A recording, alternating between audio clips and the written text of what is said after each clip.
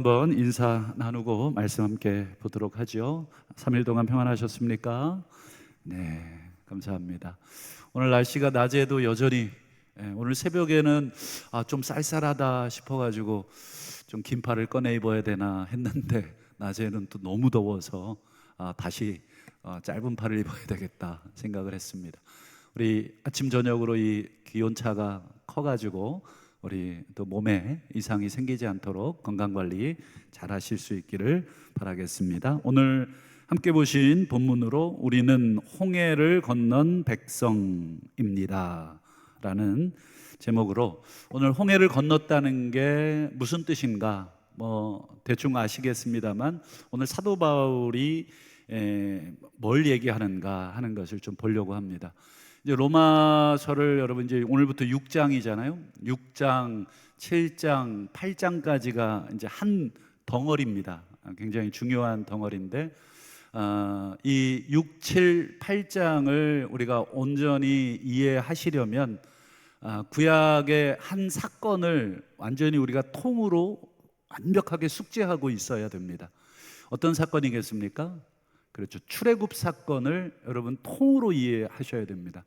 그래서 성경 66권이 다 중요하지만 성경의 가장 기본이 되고 모든 나머지를 다 이끌어가는 성경을 꼽으라고 한다면 여러분 모세가 쓴 모세 오경입니다. 창세기부터 여러분 이제 오늘 신명기까지 이 모세가 쓴 5권의 이 성경, 그 중에서도 여러분 이제 이 오늘 6장, 7장, 8장은 이 출애굽기를 배경으로 하는 이 구원에 대한 이야기. 그러니까 사도 바울이 복음을 전할 때 그냥 예수 믿고 천국 가라, 예수 믿고 구원받으라, 지금 이 얘기만을 하려고 복음을 전한 것이 아닙니다. 사도 바울의 복음은 철저하게 어디를 기초로 하고 있습니까? 그렇죠. 구약 성경을 풀어서 그것을 예수님에게 적용을 해서 설명을 하는 방식입니다. 그래서 여러분 로마서에 보면 아담도 나오잖아요. 아담이 창세기에 나오는 인물 아닙니까? 왜 아담 얘기를 복음 얘기하는데 꺼냅니까? 그렇죠. 철저하게 구약과 예수님을 비교해야 복음이 제대로 이해됩니다. 그래서 오늘은 이제 6장을 이제 시작을 하는데 사도 바울이 6장을 시작하면서 제일 먼저 언급하는 단어가 세례입니다. 세례. 우리가 아는 세례는 교회 다니다가 신앙이 이제 들어오고 예수님이 믿겨져서 이제 손 들고 세례 신청해 가지고 우리 장로님들이 문답도 해서 만족할 만한 신앙의 고백이 있으면 이제 허락을 해서 우리 성도들 앞에서 이제 물 세례를 주잖아요.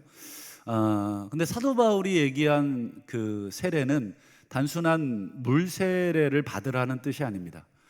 성경을 쭉 읽어보면 사도 바울이 복음을 전하면서 세례를 준 적이 그렇게 많지 않아요.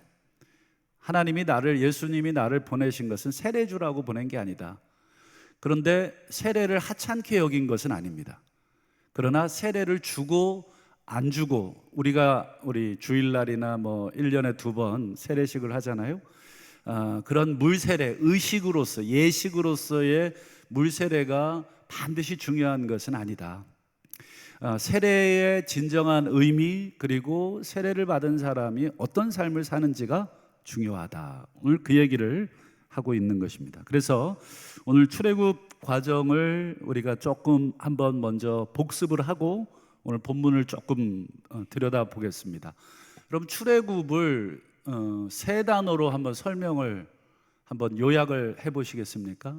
어떻게 요약이 되겠습니까? 출애굽 과정을 세 단어로 조금 힌트를 드리자면 지명으로 한번 세 개로 요약을 한번 해보실까요? 처음에 어디가 제일 먼저 지명이 나와야 되겠습니까?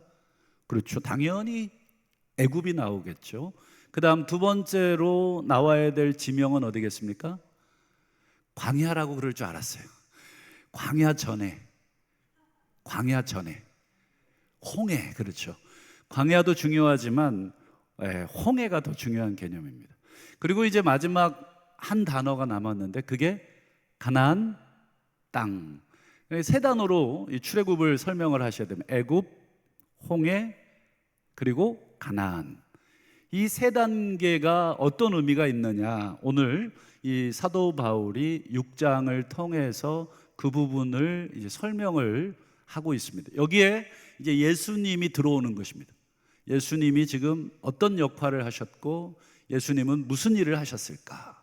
과거 우리 조상들이 애굽에서 이 구원받은 이 사건이 오늘 이 예수님이 이 땅에 오신 이후로 어떻게 해석이 돼야 되느냐? 우리야 머릿속에 다 있지만 이 1세기의 이 로마의 교인들은 그것에 대한 이해가 전혀 없다는 것을 여러분 아시고 이 로마서를 읽으셔야 됩니다. 뭐 이거 뻔한 얘기인데, 근데 1세기의 로마인들은 이 뻔한 얘기가 아니라 완전히 새로운 이야기. 이래? 이런 뜻이야? 라고 느껴질 만큼 완전히 새로운 이야기입니다. 자, 그러면 오늘 이 애굽, 홍해, 그리고 가나안 땅 이 세 가지를 가지고 이제 사도 바울이 그 안에 예수님을 집어넣고 복음을 이제 어떻게 설명하는가. 사도 바울이 이제 제일 먼저 우리 세례를 설명을 합니다. 한번 보실까요? 3절을 한번 보시죠. 자, 제가 앞부분을 읽어드리면 뒷부분을 우리 성도님이 같이 읽어보겠습니다. 무릇 그리스도 예수와 합하여 세례를 받은 우리는 시작, 그의 죽으심과 합하여 세례를 받은 줄을 알지 못하느냐. 여기 보시면 예수와 합하여 세례를 받았다는 게 무슨 뜻이라고요? 예수의 죽으심과 합하여 세례받은 것이다. 예수와 합하여 세례받은 것은 예수님의 죽으심과 합하여 세례를 받은 것이다. 여기서 한 가지, 합하여라는 단어가 조금 원문을 조금 직역해서 번역을 하면 안으로 이런 뜻입니다. 안에서. 영어 전치사 in 있잖아요. in. 안에서 이런 뜻입니다. 한마디로 예수 합하여 세례받았다고 번역하기보다는 예수 안에서 세례받았다. 그 말은 예수님의 죽음 안에서 세례받은 것이다. 여러분, 안에서라고 하는 것은 공간의 개념입니다. 공간. 어디 집 안으로 들어와. 뭐 어디 건물 안으로 들어와. 어떤 공간 안으로 들어간다는 개념이죠. 예수 안에서 세례받았다. 예수님의 죽음 안에서 우리가 세례를 받았다. 그래서 마가복음 10장 38절에도 보면 여러분 예수님이 앞으로 십자가를 앞두고 하신 말씀인데 제자들에게 이런 말을 하죠. 뭐 제자들이 막 이렇게 막 자신감 넘치게 막 얘기를 합니다. 그때 예수님이 너희가 내가 받는 세례를 너희도 받을 수 있느냐? 이게 무슨 뜻으로 얘기한지 아시겠죠? 이제 십자가 앞둔 예수님이 내가 받을 세례다. 즉 십자가의 죽음은 곧 뭐라고 표현하셨어요? 세례로 표현하셨어요. 세례는 그러니까 성경적으로 무슨 의미입니까? 죽음을 의미하는 개념이 세례의 개념입니다. 죽는다. 예수의 죽음 안에서 세례받았다는 것은 예수의 죽음 안에서 나도 죽었다, 이런 뜻입니다. 우리가 예수의 죽음 안에서 나도 죽었다, 이게 세례다. 그런 의미를 먼저 여러분 기억하실 때, 그러면 출애굽기로 한번 돌아가 보죠. 여러분 애굽에서 나왔어요. 곧바로 아까 광야라고 말씀하셨는데 땡입니다. 광야로 들어가기 전에 어디를 건너요? 홍해를 건너서 광야를 통과해서 가나안 땅 가잖아요. 그러면 홍해를 건넜다고 표현을 우리가 하고 있지만 엄밀하게 여러분 고린도전서 10장에도 보면 바다에서 세례를 받았다, 이 말을 하고 있는데 홍해를 건넜다가 아니라 홍해 안으로 들어갔다는 뜻입니다. 우리가 배 타고 건넜나요? 아니잖아요. 예, 홍해 물속으로, 물론 그 안에 마른 땅을 해주셨지만 엄밀한 의미에서는 지금 홍해 물속으로 들어간 개념입니다.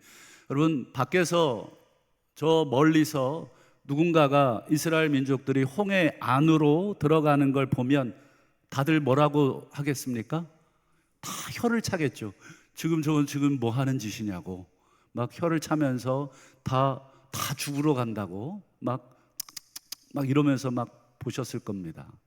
그러니 여러분이 물론 그 안에 하나님이 만들어 놓으신 길이 있었지만 밖에서 볼 때는 전부 수장되는, 죽으러 가는, 한마디로 여러분 홍해에 들어갔다는 것은 나는 죽었습니다, 이런 뜻이에요.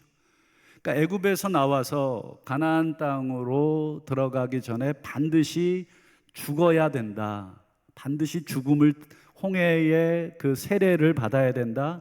이것은 그냥 단순히 이제 예수 믿어서 천국행 티켓 받았다가 아니라 나는 죽은 사람입니다 라는 그 고백을 하는 것이 세례라고 하는 것이다. 그러면 질문을 던져보겠습니다. 애굽에서 나왔어요. 홍해 속으로 들어갔어요. 이건 죽으러 간 건데, 그러면 뭐에 대해서 죽은 것입니까? 뭐에 대해서 죽은 것입니까? 그렇죠. 물론 나에 대해서 죽은 것이지만 조금 더 세분화해서 표현을 하면 이제 내가 나왔던 땅, 애굽 땅 아니에요? 애굽 땅에 대해서 나는 죽었습니다. 애굽의 노예로 살던 이제 내 삶은 죽었습니다. 애굽은 더 이상 나를 부릴 권세가 없습니다. 내가 이미 죽었는데 애굽 왕 바로가 아무리 마차를 끌고 쫓아와도 이미 나는 물속에 들어가서 죽은 목숨인데, 그가 나를 끄집고 다시 애굽으로 돌아갔습니까? 성경에 보면 그렇지 않았죠. 오히려 애굽의 정예부대들이 다 수장됩니다. 오히려 우리를 끌고 애굽으로 들어간 게 아니라 우리는 애굽에 대해서 죽었고, 애굽 왕이 우리에 대한 가지고 있던 그 통치권에 대해서 우리는 죽었습니다라고 하는 의미가 이 출애굽기에 나오는 홍해를 건넌 사건의 의미입니다. 그래서 여러분, 홍해 안으로 들어가 우리가 애굽에 대해서 죽었듯이 세례란 우리가 예수의 죽음 안으로 들어가 마치 예수의 죽음을 홍해로 여러분 이해하시면 되겠습니다. 홍해 안으로 이스라엘 민족이 들어가서 죽었듯이 지금 예수님이 이 죽음이라고 하는 이 거대한 예수님의 십자가의 죽음 안으로 지금 한 사람 한 사람 들어가는 것입니다. 그게 바로 세례를 받았다. 우리 다 세례 받으셨는데, 저도 세례를 중학교 때 받았는데 다시 받고 싶어요. 뭐 아무것도 모르고 받았어요. 그냥 나이가 돼갖고 만 14세 이상 돼서 받았는데, 그때는 그냥 본당에 와서 우리 성도님들 계신데 이름 불러갖고 대답하라 그래서 대답하고, 사실은 몰랐어요. 세례 교육도 제대로 못 받고 그냥 문답지 하나 그냥 외워가지고 번개단데, 엄밀한 의미에서는 이제 나는 죽었구나. 특별히 애굽에 대해서 과거에 나를 붙잡고 있었던 그 권세죠. 애굽의 권세, 애굽 왕의 권세로부터 나는 이제 죽은 사람이구나. 나도 저 사람한테 상관없고 저 사람도 나한테 이제는 상관없는 사람. 너랑 나랑은 여기서 끝내자 하고 홍해를 건넌 것 자체가, 만약에 여러분 가나안 땅 들어가고 싶지 않으면 홍해를 안 건너면 되겠죠. 다시 뒤로 돌아서 애굽으로 가면 돼요. 나는 애굽이 좋아, 애굽 왕이 좋아, 나는 그 삶이 좋아, 나는 거기가 좋았어 라고 가면 돼요. 근데 홍해를 한번 건넜다는 것은 더 이상 이제 뒤를 돌아가지 않겠다는 결단이고 의미인 것이죠. 근데 여러분 아시는 것처럼 광야에서 이스라엘 민족이 끊임없이 뭐라고 했냐면 애굽으로 돌아가자. 이거는 하나님 입장에서는 있을 수 없는 말들을 지금 하고 있는, 하나님이 진노하실 만한 그 충분한 이유가 되는 것이죠. 그래서 여러분, 우리가 세례를 받았다는 건 예수의 죽음 안으로 들어갔다는 것입니다. 여러분, 예수의 죽음 안으로, 예수의 죽음이 무엇을 여러분 완성하셨냐면 죄에 대한, 그렇죠? 죄에 대한 그 권세를 죽음으로 끊어낸 것입니다. 그러면 예수의 죽음 안에서 내가 죽었다는 말은 어떤 뜻이냐? 우리 2절을 한번 보실까요? 2절. 우리 앞부분만 한번 우리 뒷부분이 되겠죠? 보십시오. 죄에 대하여 죽은 우리, 이렇게 되어 있습니다. 아까 예수 안에서 죽었다, 예수의 죽음과 죽었다, 이게 이제 잘 모를까봐 사도 바울이 2절에서 너희는 죄에 대해서 죽은 사람이다. 이걸 출애굽 용어로 다시 바꾸면, 여러분 이스라엘 민족이 애굽에서 나와서 홍해를 건넜습니다. 그러면 누구에 대해서 죽은 존재입니까? 애굽에 대해서. 우리가 세례를 받아서 예수의 죽음 안에, 예수의 십자가를 믿고 예수의 죽음 안에 우리가 들어가면 우리는 죄에 대해서 죽은 사람입니다. 그러니까 세례, 죽음, 죄, 여러분 이 세 단어가 다 연결이 되어 있는 것입니다. 아, 내가 세례 받았어? 아, 내가 예수의 죽음 안에 들어간 거지. 아, 예수의 죽음이 이루신 것이 무엇인가? 죄를 멸하신 거지. 그러니 나도 죄에 대해서 죽은 사람이지. 이게 지금 사도 바울이 지금 출애굽과 예수 안에서의 그 죽음을 계속 설명을 하고 있는 것입니다. 그렇다면 여러분, 죄에 대해서 죽었다는 말이 무슨 뜻이겠습니까? 죄에 대해서 나는 이제 더 이상 죄 안 지어, 이런 뜻도 있겠지만 그거보다 조금 더 큰 개념입니다. 난 더 이상 도둑질 안 해. 난 더 이상 뭐 거짓말 안 해. 난 더 이상 살인 안 해. 난 더 이상 사기 안 쳐. 이런 말도 되겠지만 더 큰 의미입니다. 그게 뭐겠습니까? 그렇죠. 도둑질 하도록 나를 조정하는 그 세력으로부터 나는 결별했다, 이런 뜻입니다. 여러분, 내가 도둑질 하지만, 내가 거짓말 하지만, 내가 사기치지만, 물론 내 악함 때문에 거짓말, 사기 뭐 이런 거 하지만, 우리 성경을 제대로 본 사람들이라면 우리 뒤에 누가 우리를 조정하고 있음을 우리가 알고 있습니까?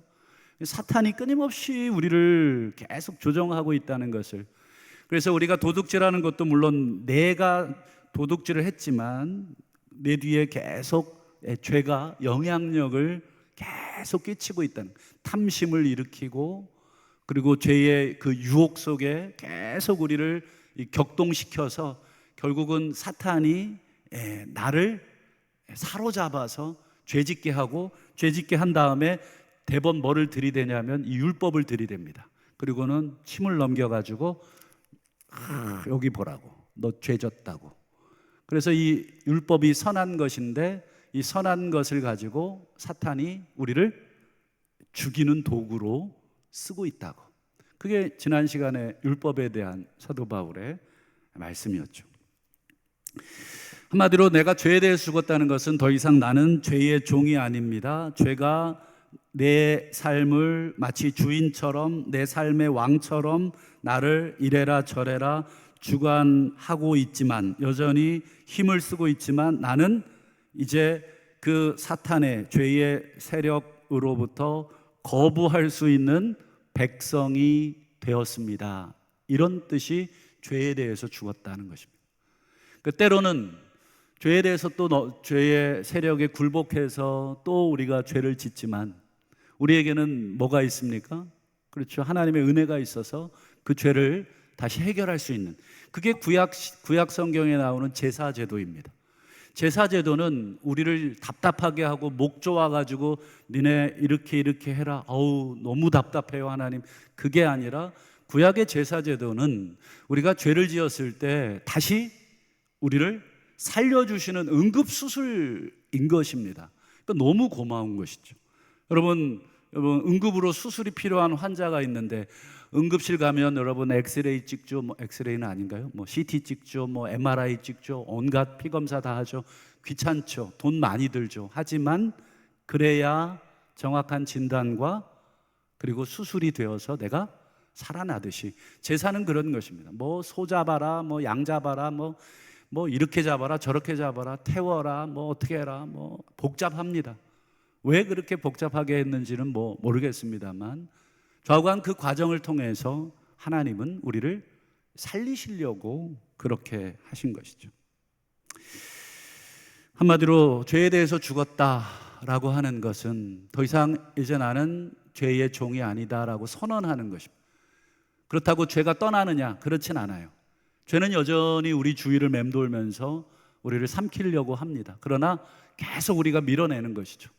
너랑 이제 상관없다. 너는 내 주인이 아니야. 나는 너의 종이 아니야. 계속해서 거부하고 밀어내는 그 힘이 우리 안에 생겼다, 이런 뜻이 죄에 대해서 죽었다. 그래서 여러분, 세상은 여전히 세상은 이 죄에 의해서 이 통치를 받고 있습니다. 한번 우리 5장 21절을 한번 보실까요? 죄가 사망 안에서, 즉 사망을 통해서, 죽음을 통해서 왕노릇하고 있다. 그러니까 죄가 있다는 것을 우리가 죽음을 통해서 알게 됩니다. 사람이 다 죽잖아요. 그 말은 죄가 있구나, 죽음이라는 것은 죄의 삭시기 때문에 이 죽음을 통해서 여전히 우리가 죄 아래 있구나. 아마 오늘도 수많은 사람들이 죽었을 겁니다. 그 여전히 이 세상이 죄의 권세 아래 있다는 것입니다. 그러나 이제 우리는 홍해를 건넌 우리는 죄가 우리를 왕노릇하는 게 아니라, 죄가 우리를 사로잡아서 이 일 시키고 저 일 시키고 이렇게 하고 저렇게 시키는 게 아니라, 우리는 이제 누구의 통치를 받아요? 은혜의 통치를 받는다. 즉 애굽에서 건져내서 우리를 홍해에 들어가게 하셔서 저 반대쪽에서 다시 새 생명으로 올라오게 하신 분, 그게 하나님이고, 하나님의 은혜가 이제 광야에서부터 시작이 돼서 우리를 가나안 땅에까지 하나님의 은혜로 계속 살아야 되는 것을 우리가 배워야 하는 존재. 그래서 모세가 신명기에 보면 너희 광야를 40년 동안 지나게 하신 것은 사람이 떡으로만 사는 게 아니라 여호와의 입에서 나오는 모든 말씀, 즉 은혜로 하나님을 붙들고 사는 존재임을, 이 모든 환경 속에서 정말 원망 나오고 절망이 나오고 고단하고 힘든 상황 속에서도 내가 애굽으로 돌아가지 않고 계속해서 가나안 땅에서 은혜를 붙들고 전진하려고 하는 삶, 그게 바로 세례 홍해를 건넌 죽은 사람의 삶이다. 그래서 골로새서에 보면 여러분 아름다운 얘기를 하나 사도 바울이 합니다. 골로새서 1장 13절을 보면 이 출애굽 사건을 통해서 이렇게 표현합니다. 그가 우리를 흑암의 권세, 사탄의 권세, 죄의 권세, 죽음의 권세에서 건져내셨다. 그리고는 어디로 집어넣으셨어요? 사랑하는 아들의 나라로 옮기셨다. 여러분, 이게 정확하게 출애굽 이야기잖아요. 앞에 흑암의 권세에다가 애굽을 집어넣으시고 아들의 나라에다가 가나안 땅을 집어넣으시면 됩니다. 애굽에서 건져내셔서 물로 이렇게 담그셨다가, 그리고 가나안으로 흑암의 권세, 죄의 권세에서 끄집어내셔서 예수의 죽음 안에 집어넣어서 우리를 함께 죽이시고 다시 부활과 살리셔서 아버지의 나라, 아들의 나라로 옮겼다. 소속을 옮겼다, 신분을 옮겼다는 뜻입니다. 우리는 완전히 새로운 신분을 가지게 되었다. 한마디로 내 신분이 흑암의 백성에서 하나님의 아들의 백성이 되었다. 그 말은 주인이 바뀌었다는 거예요. 그전에는 흑암의 권세가 내 주인이었고 애굽이 내 주인이었지만, 죄가 내 주인이었지만, 이제는 사랑하는 하나님의 아들이 내 주인이고 내가 그 나라의 백성이 됐다. 완전한 이 이민. 이제 우리는 미국으로 이민을 가든 아프리카로 이민을 가든, 이민을 가면 여러분 더 이상 우리는 한국의 법에, 한국 대통령이 뭐라고 해도 벌금을 1,000만 원을 우리에게 부과해도 우리와 상관없는, 왜요? 우리는 소속이 바뀌었습니다. 우리는 아프리카가 되든 미국이 되든 그쪽으로 내 시민권을 옮겨버린 사람들입니다. 그게 바로 사도 바울이 얘기하고 싶은 것입니다. 과거에는 우리가 아담에게 속해 있었어요. 아담이 지은 죄의 그 연대, 한마디로 이렇게 결속이 돼 있어서 우리도 함께 끌려가고 있었습니다. 아담의 죄가 우리의 죄가 되고, 아담이 범죄가 우리 범죄가 되고, 그래서 죄가 끊임없이 우리를 내 거라고 주장하는 그런 삶을 살았다면, 이제는 예수 그리스도의 죽음이 그리고 그 예수 그리스도의 죽음 안으로 들어간 사람, 즉 세례를 받은 사람은 이제 하나님께 속해 있다. 이제는 죄가 나의 왕이 아니라 예수님이 나의 왕이고 그 하나님이 나의 왕이다 라고 하는, 나의 통치자라고 하는 새로운 신분이 되었다. 그렇다면 이제 결론으로 여러분, 이 새로운 주인은 우리에게 뭘 요구하시는가? 과거에 애굽의 바로 왕은 우리에게 벽돌 구워라, 그리고 우리에게 필요한 성을 지어라, 이거 해라 저거 해라. 애굽의 왕은 우리를 그렇게 시켰다면 이제 홍해를 건너고 새롭게 우리의 주인이 되신 그 왕은 우리에게 뭘 요구하십니까? 그게 바로 여러분 시내산에서 우리에게 주신 율법의 그 왕의 요구가 들어있는 것입니다. 이렇게 살아라. 너희는 내 백성이다. 나만 섬겨라. 내 이름을 망령되이 일컫지 말라. 거짓 증언하지 말라. 살인하지 말고 도둑질하지 말고. 이걸 비롯해서 신명기에 나오는 모든 율법책들은 이제 새로운 백성들이 지키고 살아가야 할 뭐예요?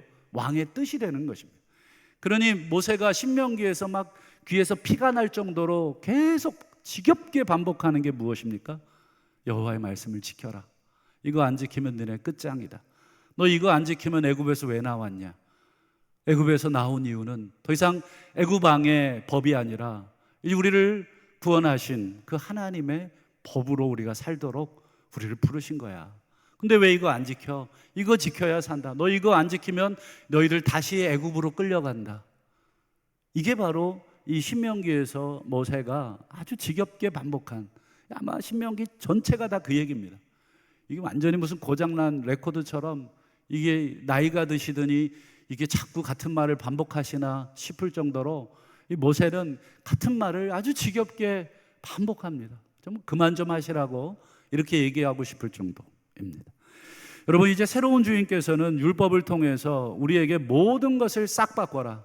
애굽에서 살았던 모든 생각하는 방식, 말하는 방식, 행동하는 방식까지 완전히 다 바꿔야 된다. 너희들은 내 백성이기 때문에 너희는 내가 원하는 대로 생각하고 내가 원하는 대로 말하고 내가 원하는 대로 행동해라. 이거는 주인으로서의 당연한 요구입니다. 우리가 애굽에서 바로 왕의 여러분 그 명령을 어겼을 때는 채찍을 맞았잖아요.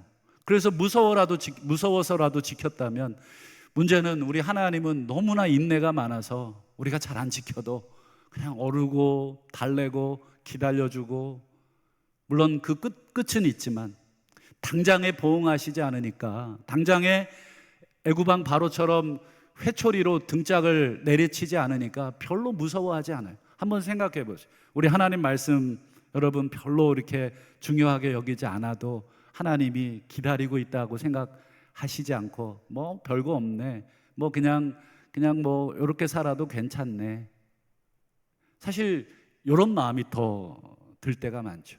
만약에 하나님도 애굽왕처럼 정말 폭군처럼 하나 어길 때마다 등짝을 매기신다면, 여러분 우리 중에 어느 누가 감히 하나님의 말씀을 어기겠습니까? 그러나 여러분 그렇게 해서 지키는 것은 하나님의 성품에 어긋나죠. 사랑이신 하나님은 여러분 때려가지고 나에게 강제로 굴복시키시는 성품이 아니십니다. 사랑이라는 것은 사도 바울이 고린도전서 13장에서 제일 먼저 한 말, 사랑은 오래 참고로 시작하고 모든 것을 견디는 것으로 끝내잖아요. 그러니까 하나님의 성품은 오래 참고 견디는 것입니다. 나중에 사도 베드로가 그 얘기를 하죠. 하나님이 오래 참고 계신 것이다. 주께는 하루가 1000년 같고 1000년이 하루 같다. 너희들에 대해서 오래 참고 계시고 모든 사람이 회개할 때까지 우리 하나님이 기다리시는 분이시다. 이 얘기를 하는 것입니다. 그렇다면 오늘 본문 2절을 보실까요? 사도 바울이 이런 얘기를 합니다. 죄에 대해서 죽은 우리가 어찌 죄 가운데 더 머물 수 있습니까? 애굽에서 나온 우리가 어찌 애굽에 살 수 있습니까? 랑 똑같은 얘기입니다. 우리가 예수 그리스도의 죽음 안에 우리가 예수 그리스도의 믿음으로 들어갔는데 우리가 죄에 거할 수 있느냐? 죄의 영향은 받을 수 있지만 그렇잖아요. 죄의 세력이 우리를 끌고 가는 것을 우리가 느낄 수는 있지만 우리가 죄 가운데 그 안에 들어갈 수 있느냐? 없다. 우리가 다시 아들의 나라에서 흑암의 나라로 돌아갈 수 있느냐? 없다. 우리는 돌아갈 수 없는, 이미 배수의 진을 친 그런 백성들이다. 그래서 바울은 11절의 마지막 결론에 이렇게 얘기합니다. 이와 같이 너희도 너희 자신을 죄에 대해서는 죽은 자로 여겨라. 그리스도 예수 안에서 하나님께 대해서는 살아있는 자로 여겨라. 여겨라라고 하는 게 무슨 뜻인지 잘 아시죠? 그래, 나는 죄와 상관없어. 죄가 나를 끌고 당기지만 나는 죄의 권세 아래 있지 않아. 나는 죄의 나라에서 나온 사람이야. 나는 홍해를 건넌 사람이야. 나는 비록 지금 광야에 있지만 나는 가나안의 그 땅을 선물로 주실 하나님의 백성이야. 나는 하나님께 이제는 새롭게 살아나서 하나님을 향해 걸어가고 있는 홍해를 건넌 백성으로 여기고 또 여긴다. 지금 사도 바울의 요구는 자꾸 죄가 우리를 속이지만 그 속임에 넘어가지 말고 나는 하나님의 백성이라고 하는 것을 끊임없이 각인시키라. 마치 우리 아이들이 어릴 때 나 엄마 아들 맞아? 뭐 아빠 딸 맞아? 답답한 노릇이죠. 뭐 보여줄 수도 없고. 근데 계속해서 확신을 주잖아요. 여겨라. 그릇 맞다. 네가 내 딸이고. 그걸 어느 정도 시간 지나면 자녀들이 그래. 뭐 우리 부모님이 나를 때려도 때로는 내가 넘어져도 그래. 나는 우리 엄마 아빠의 자식이야. 계속 끊임없이 자기 자신을 그렇게 여기듯이 사도 바울은 지금 그 얘기를 하는 것입니다. 죄가 여전히 우리를 사로잡으려고 한다. 이제 로마서 7장에서 그 얘기를 할 텐데 그럴지라도 우리는 죄에 대해서 아무 상관없는 사람으로 끊임없이 고백하고 여겨라. 이제 나는 하나님을 향해서 계속 걸어가면서 전투하고 싸우는 하나님의 백성이다. 오늘 말씀의 제목이 우리는 홍해를 건넌 백성입니다. 말씀을 맺겠습니다. 죄가 여전히 우리를 사로잡고 있어요. 우리를 자꾸 연합하자고, 자꾸 내 손 다시 잡으라고, 홍해를 건넜는데도 다시 건너오라고, 내 손 잡고 살자고.